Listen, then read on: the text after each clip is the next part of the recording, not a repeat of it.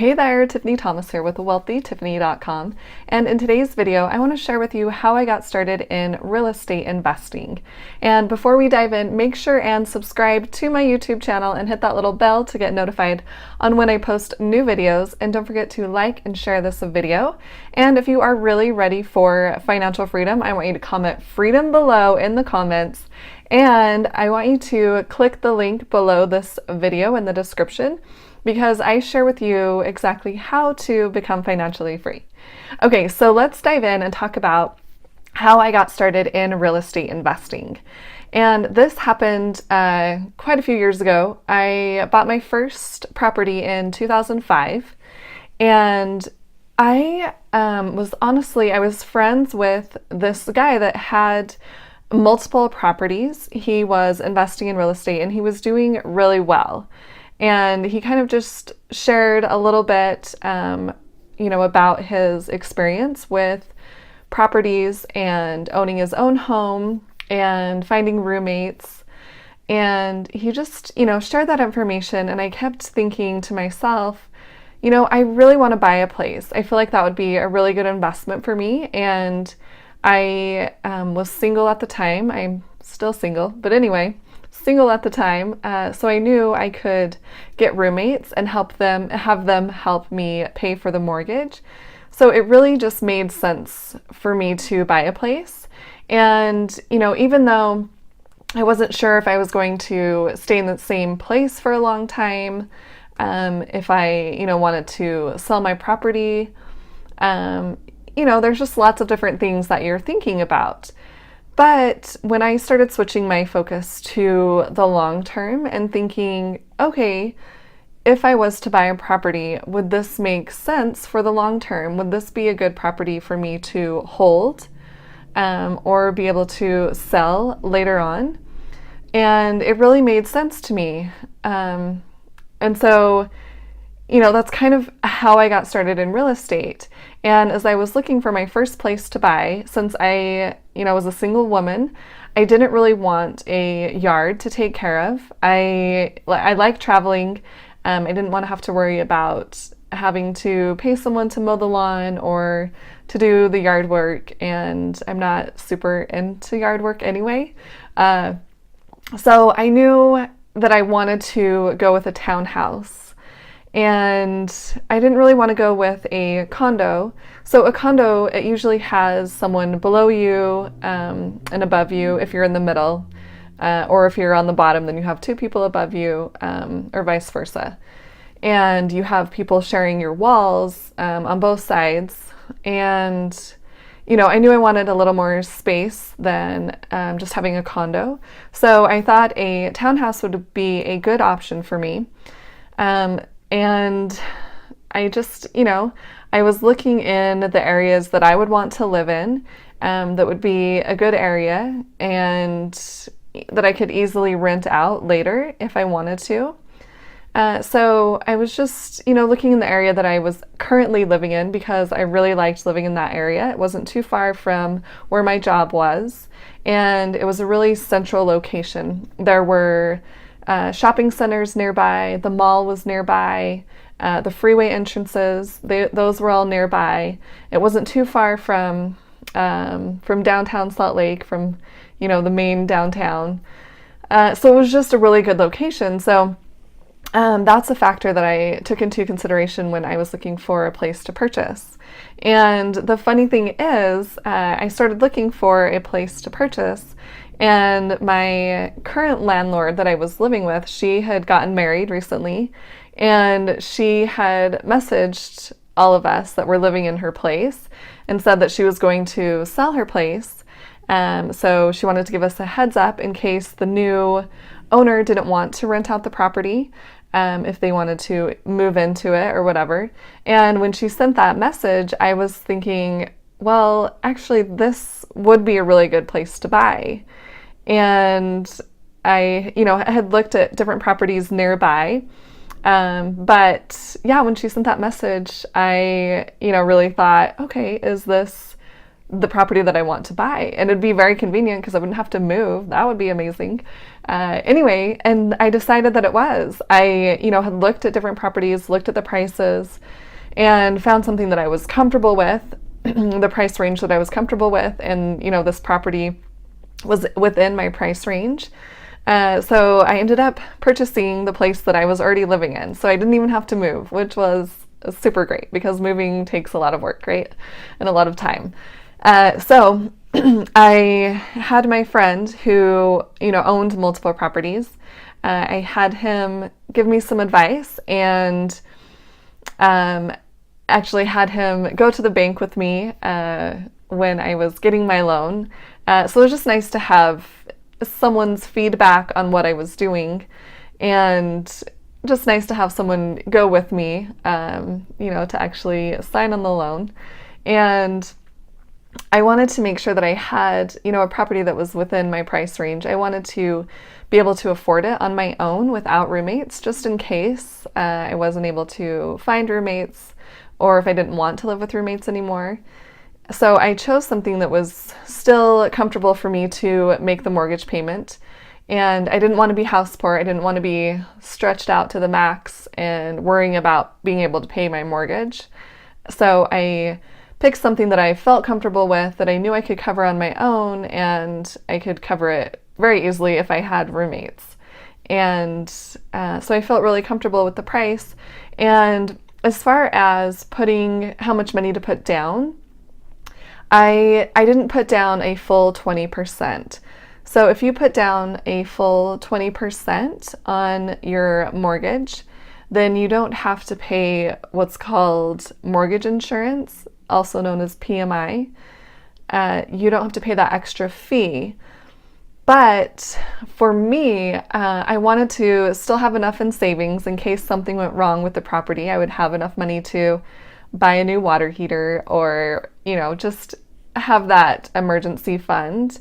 So I didn't want to use all of my savings or the majority of my savings. I still wanted to keep some in savings. So I actually went with a lower percentage down, and I can't remember what percentage I ended up putting down. It could have been 10 or 15%, but I ended up taking out 2 loans. So I had a normal mortgage loan that was 30 years. And then the second loan helped me avoid paying that PMI, that mortgage insurance. And the second loan was actually I think it was a balloon loan. So it had smaller payments. And I believe it ended in 10 or 15 years. I think it was 15 years. But my plan was just to pay off that second loan quickly, so that I wouldn't have to worry about that. And so that's exactly what I did. I was making the mortgage payment on my first loan, which was just my standard 30-year loan, conventional loan. And then I was paying extra on that second loan. And so I paid that off within a few years, not that long. And it just kind of made me feel better because I still had that money in savings in case something went wrong. I had that cash. And then I wasn't paying mortgage insurance, so it ended up being cheaper to do these 2 loans instead of 1 loan with mortgage insurance. So when you're looking at buying a property and you don't want to put 20% down, then that could be an option. You could look at doing 2 separate loans and just, run the numbers and see if that works for you, or if it would be less expensive to just do 1 loan and have the mortgage insurance on that loan. And I went with a conventional loan. FHA loans, they now have the PMI, that mortgage insurance, for the full term of the loan. So once you get 20% equity in your house, you wouldn't be able to take off that PMI if you are using an FHA loan. So that's why I don't like FHA loans, because you're still paying that extra mortgage insurance, that extra fee for the life of the loan, which I don't want to do that. So that's one reason why I went with a conventional loan, so that if I was paying that mortgage insurance, then it could drop off when I had 20% equity in my house. Okay, so Anyway, that is kind of how I got started in real estate. I was just, thinking more of the long term. What's going to be a good investment for me? Is real estate going to work for me? And it totally made sense. I was single and I could get roommates. They could pay my mortgage for me or help pay my mortgage for me. And I wanted to get a townhouse. I didn't want to have to worry about the maintenance on the yard or a sprinkling system or even shoveling my driveway. So there, and I had to pay the HOA fee. When you buy a condo or a townhouse, you have to pay a homeowners association fee. So it's an HOA fee. So I did keep that in mind. I knew what that fee was, what that HOA fee was. So I'm adding that to my mortgage payment, and I was still okay with the price. And I don't really like giving recommendations on percentages of how much you should be spending on your mortgage payment versus how much you're making, because I really feel like that's an individual decision. And it's, people recommend, about 30%. But even, I feel like that's even high. So kind of just go with what feels right to you. Make sure you've done your budgeting, you know exactly what your expenses are and how much you can really afford without being strapped for cash, without being house poor. So you just want to run your own numbers and do what you feel is comfortable. And, that's exactly what I did. I felt comfortable with that. And I was nervous to buy my first property for sure. I was really nervous and I asked a lot of questions and just, got a lot of feedback from different people that were educated in this field, that knew what they were doing. I didn't want to ask people that had never done this before and they couldn't really give me an educated answer. So I asked people that I trusted and I knew that, they were actually doing this and it was working for them. So I got advice from people who knew what they were doing. And that's kind of just how I got started in real estate. And since buying my first property, I have not regretted that at all. That has been such a great investment for me. And I am renting out that property now. It's a great rental because it is in that central location and it's, in a good complex and the mortgage is low on it. So I'm able to easily rent that out and make a profit on that, create cash flow for myself. So it's super fantastic. I am so glad I made that decision. And I have since purchased 3 more properties, which I am grateful that I have purchased those as well. They've all been great investments. And once you get started in real estate or in any type of investment, things get easier as you go along.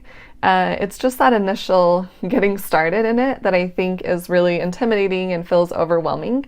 But once you take that first step, things get so much easier. It was a lot easier to buy my second property. I was still really nervous because I did my second property strictly as a rental. I wasn't going to live in that. So it was a little bit different when I purchased that one. But, it was still easier than when I bought my first place. So just getting started is really key. I mean, that's what it comes down to. And just not overanalyzing everything. Sure, you want to run the numbers. You want to make sure you're comfortable with your mortgage payment and you're comfortable with the property. And you can just look online and see what amounts places are being rented for. So you can get an idea on if you're going to rent it out or if you're going to get roommates, how much you should be charging. And I kind of just go in the middle range. And I'll talk about this in another video. I'm going to do a few more on real estate investing so that you guys can get a feel for this and see how it's working for me and how it can work for you. But I kind of just wanted to give you an overview of how I got started in real estate and when I purchased my first property and how I did that. And another thing to add, I got they're called good faith estimates. So I went to different lenders, or I called different lenders and asked them to send me a good faith estimate. And this is just essentially all of their fees that they would be charging me if I was to take out a loan with them, take out the mortgage with them. So this is really helpful. You want to check with a few different lenders so you can make sure you're getting the best deal. You can find the lowest rates. You want a really low interest rate, as low as you can get, because that's where you're paying the majority of your money is in interest. And you want to make sure they have low closing costs, so you're not paying a ton of money in the closing costs, and they have fees that are manageable. Some of them are higher, of course. So you just want to take a look at a few different lenders and see who has the best rates for you and the best fees for you, and then go with that lender.